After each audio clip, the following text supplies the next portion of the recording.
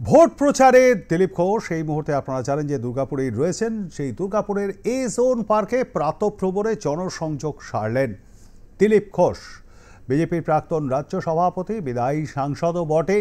সেই দিলীপ ঘোষ এবারে প্রার্থী হয়েছেন সেখানেই রয়েছেন, অর্থাৎ দুর্গাপুরে। তিনি আগে ছিলেন মেদিনীপুরের সাংসদ, এই মুহূর্তে প্রার্থী হওয়ায় সেখানেই রয়েছেন তল্পিতল্পা নিয়ে। সেখানেই প্রাতঃভ্রমণে দিলীপ ঘোষ, কিন্তু আজকে প্রাতঃভ্রমণে তাকে দেখা গেল ডান্ডা হাতে। আপনারা দেখছেন সেই ছবি, দুর্গাপুর এ জোনে প্রাতঃভ্রমণে ডান্ডা হাতে দিলীপ ঘোষ।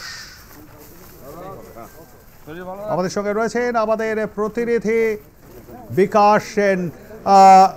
বিকাশ, দিলীপ বাবুর হাতে যে লাঠিটি দেখতে পাওয়া যাচ্ছে, সাধারণত পুলিশ এটি ব্যবহার করে থাকে, তো পুলিশের এই লাঠি হাতে দিলীপ বাবু কেন?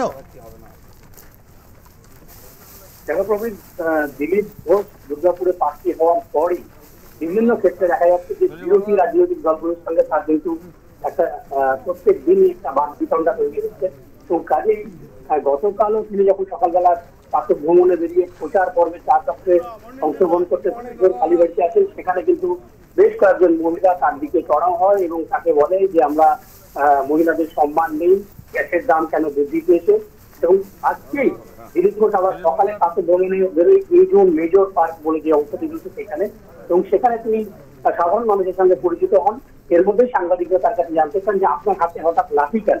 তো বললেন যে আমার দলেরই এক কর্মী আমায় বললেন, বন্ধুস্থানীয় তিনি, যে আপনি লাঠিটা হাতে রাখুন। তার ইচ্ছা পূর্ণ করতে আমি লাঠি নিয়েছি।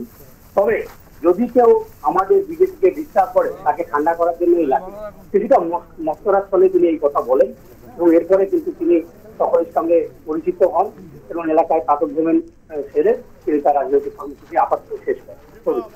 ধন্যবাদ আমাদের সঙ্গে থাকবার জন্য। কথা বলছিলাম আমাদের প্রতিনিধি বিকাশ সেনের সঙ্গে, এবং তার থেকেই আপনারা বিস্তারিত শুনলেন। ভালো রাখুন।